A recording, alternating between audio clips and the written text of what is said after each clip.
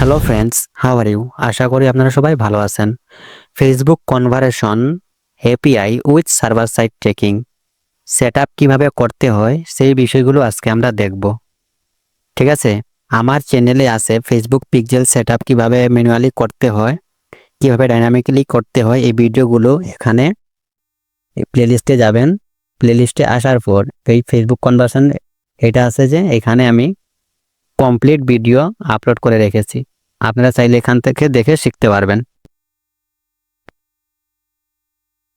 Facebook pixel setup দুই ধরনের হয়, একটা হচ্ছে ব্রাউজার সাইড ট্র্যাকিং আর একটা হচ্ছে সার্ভার সাইড ট্র্যাকিং।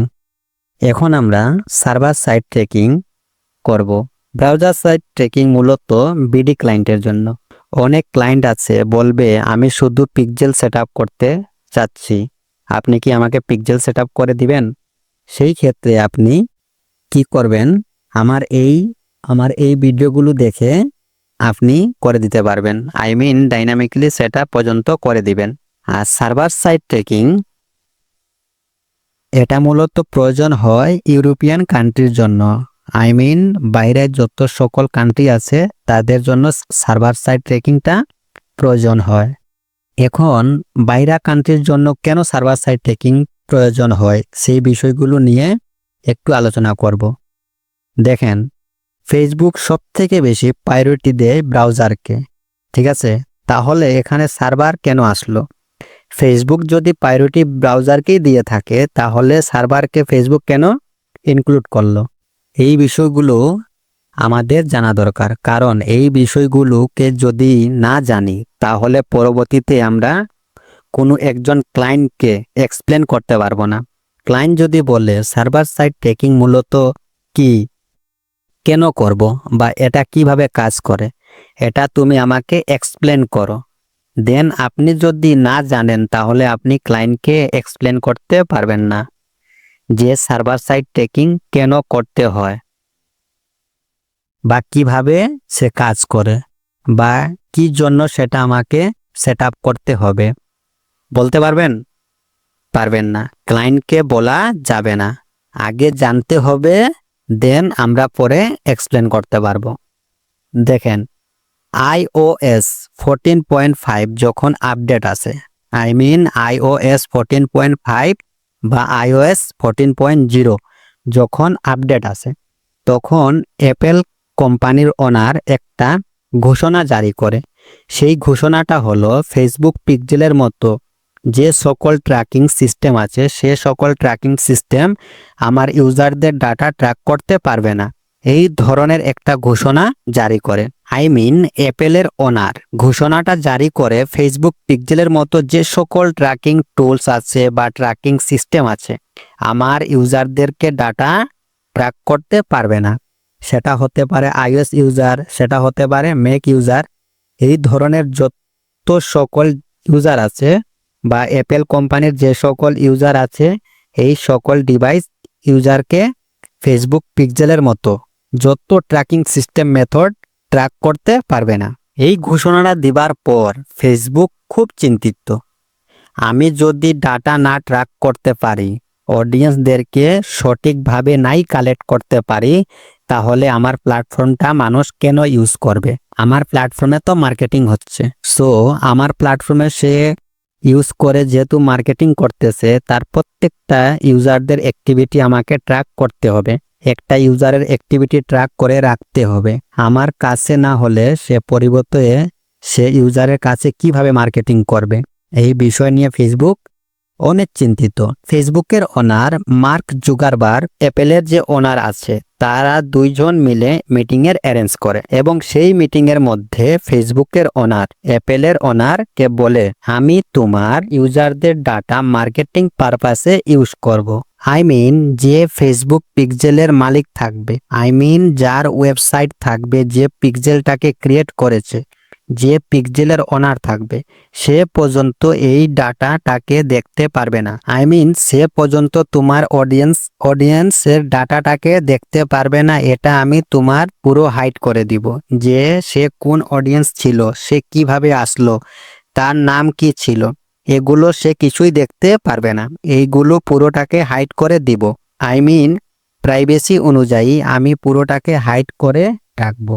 অ্যাপেলের ওনার হচ্ছে নাচুরবান্দা, তার কথা হলো না, কোনোভাবেই সম্ভব না, আমি আমার ইউজারদের ডাটা ট্র্যাক করতে দিব না। ফেসবুক বলল ফাইন, যেহেতু তুমি ট্র্যাক করতে দিবা না, আমার প্ল্যাটফর্ম তো আমাকে চালাতে হবে, তাহলে আমাকে অন্য কোনো একটা ওয়ে বের করতে হবে।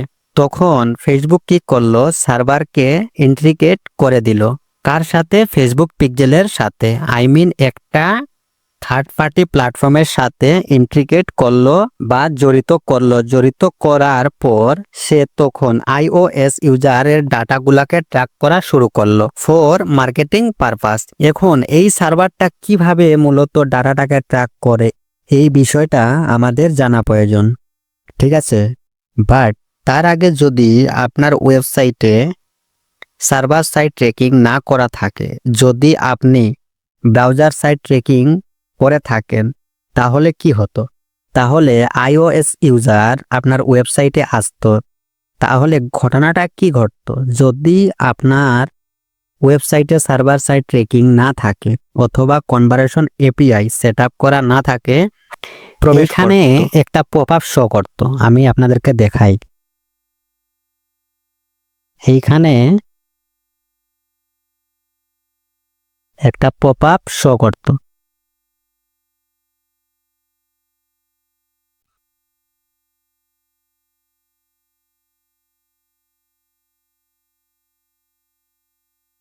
এই উপরে এই পপআপের উপর জায়গায় একটা নোট লেখা থাকতো, যে নোটের মধ্যে লেখা থাকতো এই ওয়েবসাইটের ওনার আছে, সে তোমার অ্যাক্টিভিটি এবং জার্নিংগুলোকে ট্র্যাক করতে চায়। নিচে দুইটা অপশন থাকতো, এই অপশনে লেখা থাকতো এগ্রি এবং এই অপশনে লেখা থাকতো ডিক্লাইন। এখন আপনি যদি কোনো একটা ওয়েবসাইটে যান, আপনার কাছে এইরকম একটা পপআপ যদি শো করে, আর এই ওয়েবসাইটে যে ওনার আছে সে আপনার টোটাল অ্যাক্টিভিটিগুলো ট্র্যাক করতে চায়, আপনি কি এগ্রি করবেন না ডিক্লাইন করবেন? অবশ্যই আপনি ডিক্লাইন করবেন। একটা যদি iOS ইউজার আছে, সে কি করবে? সে কি এখানে এগ্রি করবে না ডিক্লাইন করবে? iOS ইউজারও যদি এই প্ল্যাটফর্মে আসে, সেও ডিক্লাইন করবে, এগ্রি করবে না। এখন সে যদি ডিক্লাইন করে, তার অ্যাক্টিভিটি কি আপনি ট্র্যাক করতে পারবেন? পারবেন না। এই ক্ষেত্রে কি করতে হবে? সার্ভার সাইড ট্র্যাকিং করতে হবে। এখন সার্ভার সাইড ট্র্যাক করার পর যদি কোনো iOS ইউজার আসে, তাহলে কেমন হবে? তখন কোনো পপআপই শো করবে না, সে বুঝতেই পারবে না এই ওয়েবসাইটের প্ল্যাটফর্মের tracking template system set up করা আছে। আপনার পিক্সেল কি করবে? সব অ্যাক্টিভিটি করবে কার মাধ্যমে? সার্ভারের মাধ্যমে। এর জন্য আমাদের মূলত সার্ভার সাইড ট্র্যাকিং করতে হয়।